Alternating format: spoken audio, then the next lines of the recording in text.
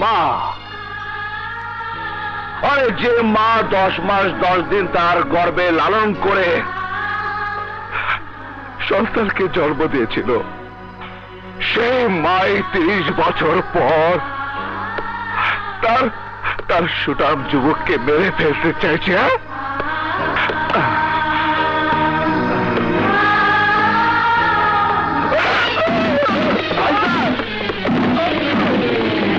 ভাইজান, ভাইজান, ভাইজান, আপনি এলে আর আমি সারা শহর আপনার খুঁজতেছি।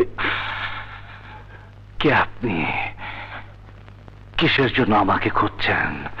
মাত্র আমি কইলেন না তো ভাইজান, বাসায় চলেন। কার বাসা? কিসের বাসা?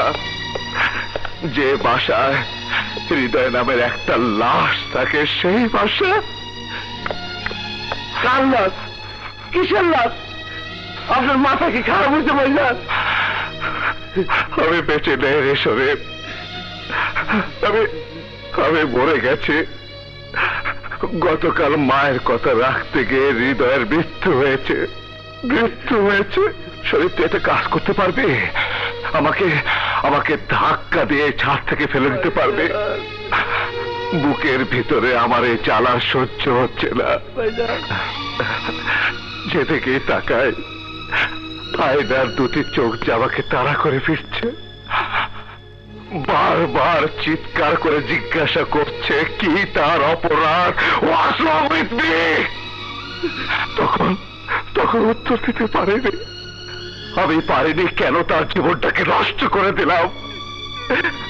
শরীফ, শরীফ ভাই, আছে কোনো উত্তর তোর কাছে? আছে কোনো উত্তর তোর কাছে? না ভাইজান, না।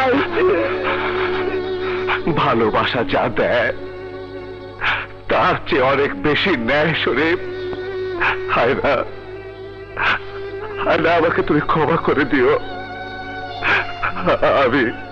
আমি আমার কথা রাখতে পারলাম না। আমাকে ভুলে যেও আয়না, আমাকে ভুলে যেও please. Forget me and forgive me, please.